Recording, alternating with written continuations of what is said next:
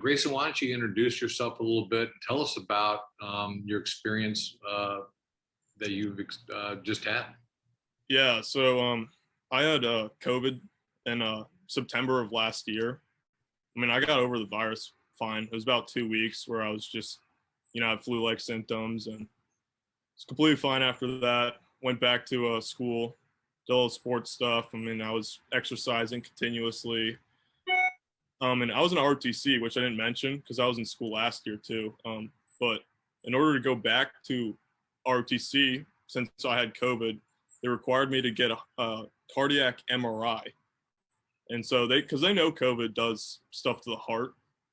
I mean, I got a cardiac MRI and it showed that, my heart was just larger, wasn't inflamed or anything at all. I mean, I had the same thing when I went to USC, and Yeah. we were both athletes, so it's not unusual for athletes to have It just said it wasn't slightly enlarged. I mean, it's very common. So yeah, right. so I was completely fine. Went back to school. Heart's in perfect shape. I mean, I was just exercising continuously. Had an enlarged heart because I was an athlete, which is perfectly fine.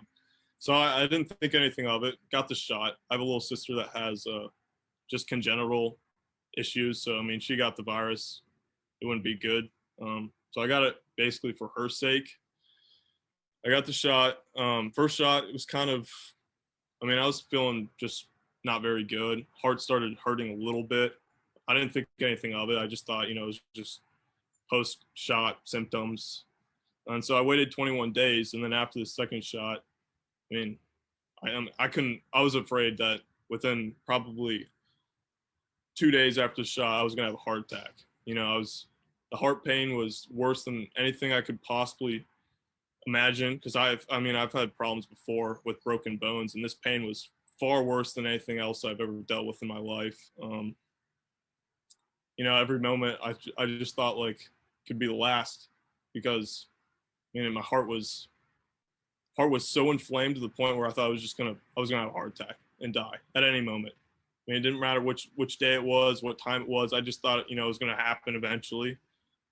Now, thankfully, I found a very good doctor in my area who's helped me with this.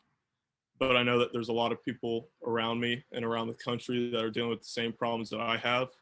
They're just probably too scared to share their story. Like I was just dealing with this now, but it's important for all of us to open up and, it's a scary thing. And were you in the hospital?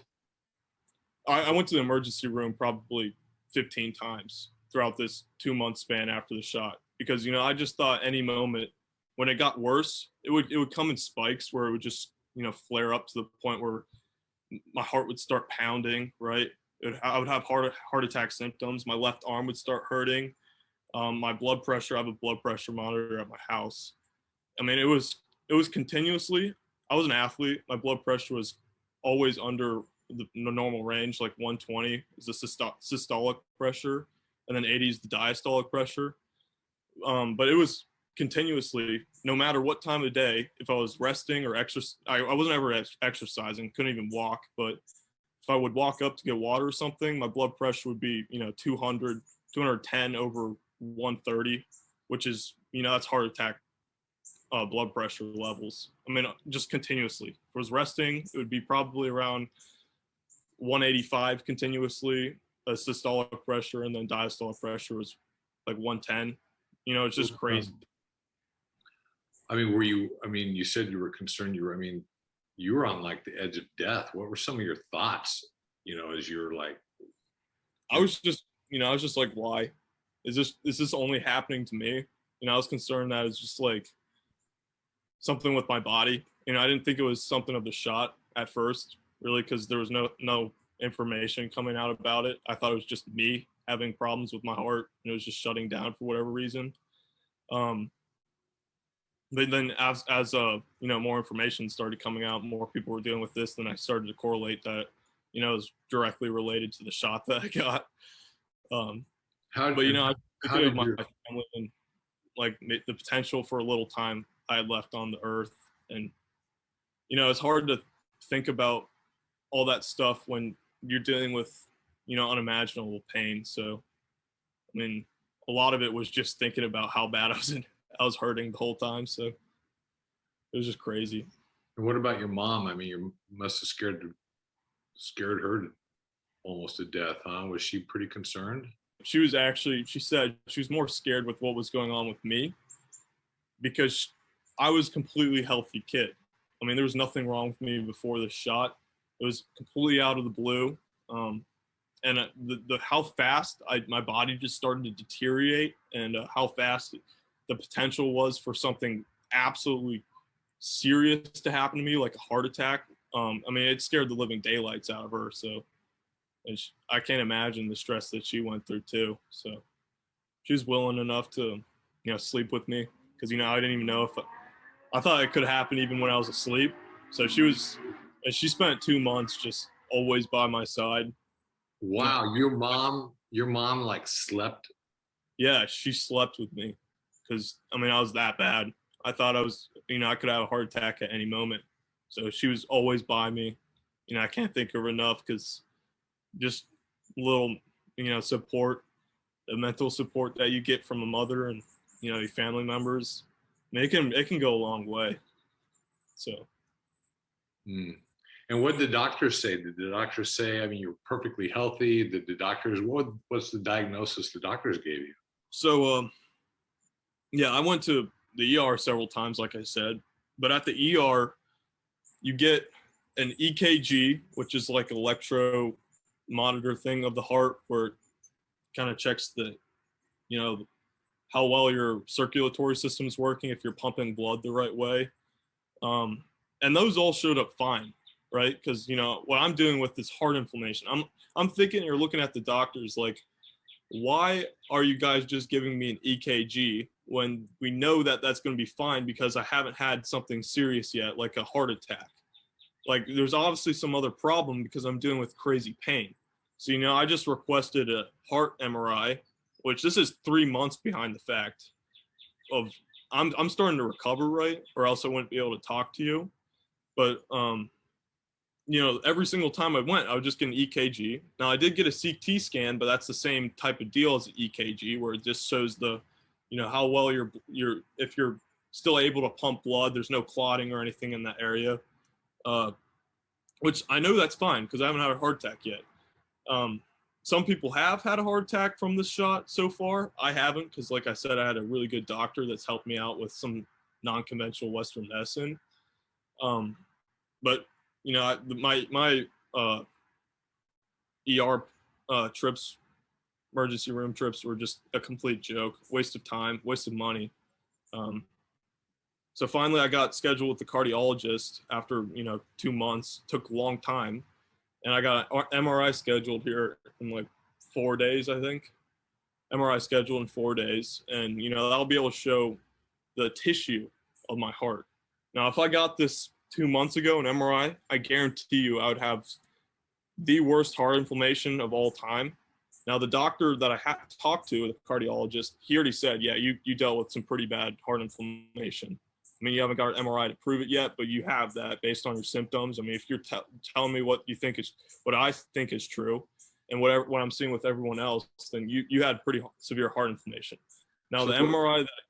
So what do you think was the cause? Oh, yeah, it was the shot. The shot caused for whatever reason, it's called myocarditis. I don't know if we don't know what causes it from the shot. I think they said spike protein or something like that, or it just might be an autoimmune problem. So I've gotten multiple blood tests done to see if I have any autoimmune issues to begin with. And they're coming back here in 5 days. I don't even know the results of them yet, but so you're convinced it was, you're perfectly healthy, you get the shot, and within a couple of days, boom, you're like in the worst pain of your life. And like you said, yeah, you've broken bones, you've torn muscles, what are the doctors? Have you told the doctors that you think that's what it was, or what do they say? Yeah. They just thought I had some sort of like anxiety issue, which was driving me crazy. Because I don't have anxiety. I never had anxiety growing up. Never had any problem. And I'm sitting here thinking, I'm gonna somehow have a heart attack, and they think I'm just crazy, and I can't do anything about it because my EKG comes back normal, and I'm sitting there losing my mind, like how am I in such bad pain? And there's nothing you guys could do for me. So I was just, the whole situation for the last 2 months was just terrible with my experience in the ER. But it's finally starting to come at least a little better, because once I get this MRI, it's gonna, I'm positive it's gonna show some heart inflammation. Might not be as severe it was 2 months ago, but still will show some sort of tissue damage to the heart, 100%. And that's, my doctor's positive about that too. Now, you said you had friends in your high school graduating class that were seniors with you, and they also had some severe consequences from what they believed to be the shot. Yes. And there's a lot of them are still dealing with it, like worse than I am, way worse than I am right now. And what are they thinking? Well, like I said, I found the right doctor.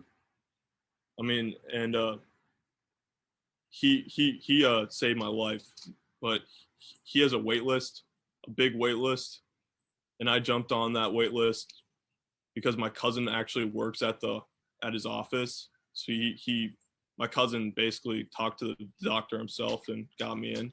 So he has a wait list. Is he only a wait list of 1,200 patients? And are they patients that have had reactions to COVID, or are they just across the board? Across the board, cancers, Lyme disease, everything. So he knows how to treat those kind of. Yeah, literally all everything. Wow, well, you're very fortunate to be connected with him and to get up on that list for sure. Yeah. Yeah. Wow. I talked to my cousin because my cousin works there, and I actually think that because of her talking to this guy, I'm still living, because I thought I was, I was pretty positive that I was gonna have a heart attack at any moment, like any moment. And I know some people that already have had heart attacks just around my area from this shot. People your age? Yeah, people my age, and even people that are 35. I'm talking to a guy from the Dayton area, because I've connected on social media and sites like that. I know a guy from the Dayton area. He's 33, and he's already had severe issues as well. So it's not just young kids. It's it's even young, around 30-year-olds, like young males who are just getting their life started, and it's just hard to navigate, especially like young kids like myself. I just turned 19, having to switch from the pediatric world to the adult world of medicine and getting thrown into that stuff right now. I mean, it's hard. It's hard. People don't really give you respect when you tell them something's going on, maybe at my age, or you're not taken seriously, or you just don't know how to. You have a lot of bills to pay, I guess, maybe at this, and you can't pay them because you're so young. I mean, there's all sorts of problems that young people are dealing with right now. I can't even imagine. I'm just thankful for great parents and a great support system around me. So. Yeah. Well, I mean, that's just have a couple more questions before we call it an interview. But that's a great segue into if you could sit your doctors down, because you've seen a lot of doctors in the ER. You have probably seen a lot of other medical specialists. I don't know how much you pay attention to the media, but the media is not reporting this much. Our government officials aren't really sounding the alarm much. If you could sit all those people, in a chair, and they were sitting in front of you in a semicircle, and you were standing, and you could tell them anything you wanted to tell them, what would you tell them regarding this whole situation?